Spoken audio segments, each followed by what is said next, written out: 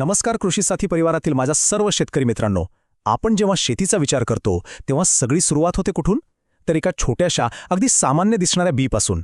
पण कधी शांतपणे विचार केलाय का की त्या एका चिमूटभर दाण्यात एक अख्खं मोठं झाड, हजारो फळं आणि आपल्या संपूर्ण हंगामाचं भविष्य कसं काय दडलेलं असतं?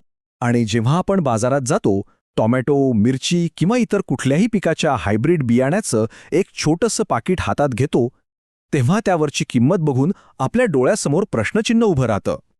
एवढ्याशा पाकिटासाठी हजारो रुपये? असं काही सोनं भरलं यात? या बियाण्यांमध्ये नक्की कोणती जादू आहे? तर मग ही फक्त कंपन्यांची नफेखोरी आहे की यामागे खरंच शास्त्रज्ञांची अनेक वर्षांची मेहनत आणि खूप मोठं विज्ञान दडलेलं आहे? आणि सगळ्यात महत्त्वाचा प्रश्न, हे F1 हायब्रिड नक्की बनतं कसं? ते कारखान्यात मशीनवर तयार होतं की आपल्यासारख्याच शेतात? आज आपण याच सगळ्या प्रश्नांच्या मुळाशी जाणार आहोत. पण हा अद्भुत प्रवास सुरू करण्याआधी एक छोटीशी आठवण. जर आपण अजून कृषी साथी या आपल्या परिवाराचा भाग झाला नसाल तर सबस्क्राईबचं बटन दाबून आमच्यासोबत नक्की सामील व्हा. चला सुरू करूया F1 हायब्रिड बियाणे बनण्याचा हा रहस्यमय प्रवास. तर या हायब्रिड बियाण्याची गोष्ट शेतकऱ्याच्या शेतात नाही तर अनेक वर्ष आधी एका प्रयोगशाळेत आणि संशोधन केंद्रात सुरू होते. पण पुढे जाण्याआधी एक अगदी सोपा प्रश्न. हायब्रिड म्हणजे नेमकं काय हे अगदी सोप्या शब्दात समजून घेऊया.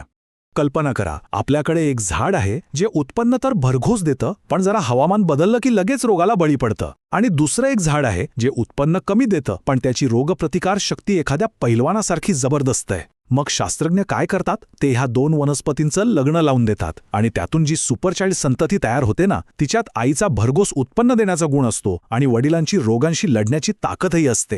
आपण नेहमी F1 असं ऐकतो. काय आहे हे F1? घाबरू नका, याचा अर्थ खूप सोपा आहे. F म्हणजे फिलियल, या लॅटिन शब्दाचा अर्थ आहे संतती किंवा पिढी, आणि 1 म्हणजे पहिली. झालं. म्हणजेच 2 निवडक आणि शुद्ध आईवडिलांच्या मिळनातून तयार झालेली सर्वात पहिली आणि सर्वात शक्तिशाली पिढी म्हणजे F1 हायब्रिड. पण इथेच तर खरी मेख आहे. असं नाही की शेतातली कुठलीही 2 झाडं घेतली, त्यांचं लग्न लावलं आणि झालं F1 हायब्रिड. अजिबात नाही. त्यासाठी आधी असे आई-वडील तयार करावे लागतात जे अनुवंशिकदृष्ट्या 100% शुद्ध असतील. आणि मित्रांनो, हाच या संपूर्ण प्रक्रियेचा सर्वात जास्त वेळ खाऊ, सर्वात कठीण आणि सर्वात महत्त्वाचा टप्पा आहे. या प्रक्रियेला इनब्रीडिंग म्हणतात. म्हणजे काय? तर एकाच रोपाच्या फुलातील परागकण त्याच फुलावर टाकले जातात. हे एकदा नाही, दोनदा नाही, तर सलग 6 ते 7 वर्ष म्हणजे 6 ते 7 पिढ्यांपर्यंत केलं जातं. असं का? कारण प्रत्येक रोपात काही चांगले आणि काही लपलेले वाईट गुण असतात. या प्रक्रियेमुळे ते सगळे बाहेर येतात. शास्त्रज्ञ मग प्रत्येक वेळी फक्त सर्वोत्तम गुण असलेलं रोप निवडून ही प्रक्रिया पुढे चालू ठेवतात.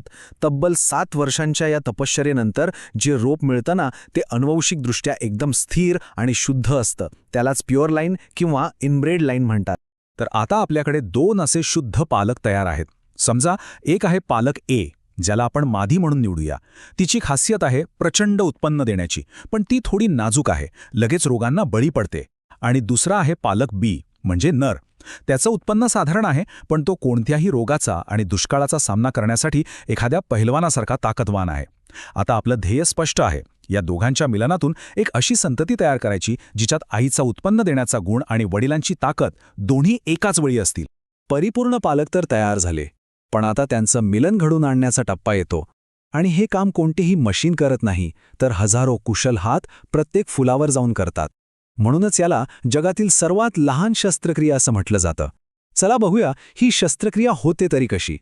यातली पहिली पायरी आहे निकिंग, म्हणजे वेळेचं अचूक नियोजन. नर आणि मादी पालकांना फुले एकाच वेळी यावीत यासाठी त्यांची पेरणीच मुद्दाम थोडी मागेपुढे केली जाते. दुसरी आणि सर्वात नाजूक पायरी आहे इमॅस्क्युलेशन, म्हणजे मादी फुलाची कळी उमलण्याआधीच एका लहानशा चिमट्याने तिचे नर भाग अत्यंत काळजीपूर्वक काढून टाकले जातात. तिसऱ्या पायरीत दुसऱ्या दिवशी सकाळी नर फुलांमधले ताजे परागकण एका नाजूक ब्रशनी घेऊन ते मादी फुलावर लावले जातात. आणि शेवटी चौथ्या पायरीत त्या फुलावर दुसऱ्या कोणत्याही फुलाचे परागकण पडू नयेत म्हणून त्याला लगेच कागदी पिशवीने झाकून टॅग लावला जातो. विचार करा, किती नाजूक आणि अचूकतेचं काम आहे हे. आता कल्पना करा, एका एकराच्या प्लॉटमध्ये लाखो फुलं असतात आणि प्रत्येक फुलावर ही नाजूक शस्त्रक्रिया हाताने करावी लागते. ह्यासाठी लागणारे कुशल मजूर आणि त्यात जाणारा वेळ, हाच हायब्रिड बियाणे महाग असण्यामागचा सर्वात मोठा खर्च असतो. पण मग प्रत्येक पिकात हे इतकं कठीण काम करावं लागतं का? तर नाही. मका, ज्वारी, बाजरी आणि कापूस यांसारख्या पिकांमध्ये शास्त्रज्ञांनी एक नैसर्गिक चमत्कार शोधून काढला आहे, ज्याला मेल स्टेरिलिटी किंवा नरवंध्यत्व म्हणतात. यात अशी मादी लाईन विकसित केली जाते जिच्या फुलांमध्ये नर भाग नैसर्गिकरित्या वांझ असतो. त्यामुळे इमॅस्क्युलेशन करण्याची गरजच पडत नाही आणि खर्च खूप कमी होतो. आहे की नाही कमाल? आता पाहूया या 7 वर्षांच्या तपश्चर्येचं आणि त्या लहानशा शस्त्रक्रियेचं फळ काय मिळतं ते. यातूनच जन्म होतो त्या शक्तिशाली, त्या जादुई F1 हायब्रिड बियाण्याचा. जेव्हा हे F1 बीज शेतात लावलं जातं तेव्हा एक चमत्कार घडतो. विज्ञानाच्या भाषेत याला हेटेरोसिस किंवा हायब्रिड विगर म्हणतात. आपल्या सोप्या भाषेत याला संकर ओज म्हणतात. याचा सरळ अर्थ असा आहे की तयार झालेली संतती आपल्या आईवडिलांपेक्षा प्रत्येक बाबतीत श्रेष्ठ, अधिक ताकदवान आणि अधिक उत्पादनक्षम असते. जणू काही तिला एक सुपर पॉवरच मिळालेली असते. इथे पहा, पालक Aचं उत्पन्न जास्त होतं आणि पालक Bची प्रतिकारशक्ती जबरदस्त होती. पण त्यांची F1 संतती पहा, तिचं उत्पन्न दोन्ही पालकांपेक्षा खूप जास्त आहे आणि प्रतिकारशक्तीसुद्धा टिकून आहे. हा निसर्गाचा नियम आहे की जेव्हा 2 वेगवेगळ्या शुद्ध अनुवंशिक घराण्यांचा संगम होतो तेव्हा निर्माण होणाऱ्या पिढीत एक नवी प्रचंड जीवनशक्ती निर्माण होते. इथपर्यंत सगळे एकदम भारी आहे. पण आता आपण या कथेच्या सर्वात महत्त्वाच्या आणि तितक्याच गैरसमज असलेल्या भागाकडे आलो आहोत. जर F1 पीक इतकं चांगलं येतं तर शेतकरी त्याचा बियाणं राखून पुढच्या वर्षी का वापरू शकत नाही? आपल्या मनात अनेकदा येतं की ही कंपन्यांचीच काहीतरी खेळी आहे. त्यांना आपलं बियाणं दरवर्षी विकायचं असतं, म्हणूनच त्या बियाणं पुन्हा वापरायला बंदी घालतात. पण हे अर्धसत्य आहे.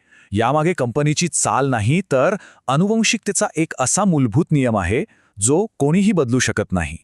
या नियमाचं नाव आहे मेंडेलचा विभक्तीकरणाचा नियम किंवा लॉ ऑफ सेग्रिगेशन. सोप्या भाषेत सांगायचं तर F1 हायब्रिडमध्ये जी काही जादू किंवा संकर ओज आपण पाहतो ती फक्त आणि फक्त त्याच पहिल्या पिढीपुरती मर्यादित असते. ही एकाच पिढीची जादू आहे. जर आपण F1 पिकातून मिळालेलं बी, ज्याला F2 म्हणतात, पुढच्या वर्षी लावलं तर काय होईल?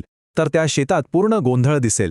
काही झाडं त्यांच्या आजोबांसारखी म्हणजे पालक बी सारखी उंच पण कमी उत्पन्न देणारी असतील. काही आजीसारखी म्हणजे पालक ए सारखी बुटकी पण जास्त फळं लागणारी असतील. तर काही पूर्णपणे वेगळीच असतील. फळांचा आकार, रंग, चव यात कोणतीही एक समानता राहणार नाही. आणि व्यावसायिक शेतीसाठी एक समानता हाच सर्वात महत्त्वाचा गुण असतो. त्यामुळे F2 बियाणे वापरणे म्हणजे आर्थिक नुकसान करून घेणे होय. चला तर मग या संपूर्ण प्रवासाचा आढावा घेऊया आणि आपण जे बियाणे खरेदी करतो त्याकडे एका नव्या दृष्टिकोनातून पाहूया. ही गोष्ट नेहमी लक्षात ठेवली पाहिजे की आपल्या हातात येणारं प्रत्येक यशस्वी हायब्रिड वाण हे एका दिवसाची किमया नाही. हजारो अयशस्वी प्रयोगांनंतर आणि तब्बल 10 ते 12 वर्षांच्या अथक संशोधनांनंतर एखादं यशस्वी वाण तयार होतं. यात शेकडो शास्त्रज्ञांची बुद्धी, हजारो मजुरांचे कुशल हात आणि कंपनीची कोट्यवधी रुपयांची गुंतवणूक लागलेली असते. त्यामुळे पुढच्या वेळी जेव्हा आपण ते महागडं पाकिट हातात घ्याल तेव्हा लक्षात ठेवा, आपण फक्त बी नाही तर एक संपूर्ण तंत्रज्ञान विकत घेत आहात. आशा आहे की या विश्लेषणानंतर आपल्याला हायब्रिड बियाण्यांच्या किमतीमागील कारणं आणि त्यामागील विज्ञान स्पष्ट झालं असेल. हे ज्ञान आपल्याला आपल्या शेतीबद्दल अधिक माहितीपूर्ण निर्णय घेण्यास नक्कीच मदत करेल. जर ही सखोल माहिती आपल्याला आवडली असेल तर ती आपल्यापुरती मर्यादित ठेवू नका. आपल्या इतर शेतकरी मित्रांपर्यंत नक्की पोहोचवा, जेणेकरून तेही या विज्ञानाला समजू शकतील. अशाच प्रकारच्या माहितीपूर्ण विश्लेषणासाठी कृषी साथी आपल्या YouTube चॅनलला सबस्क्राईब करायला विसरू नका. धन्यवाद. जय जवान, जय किसान, जय विज्ञान.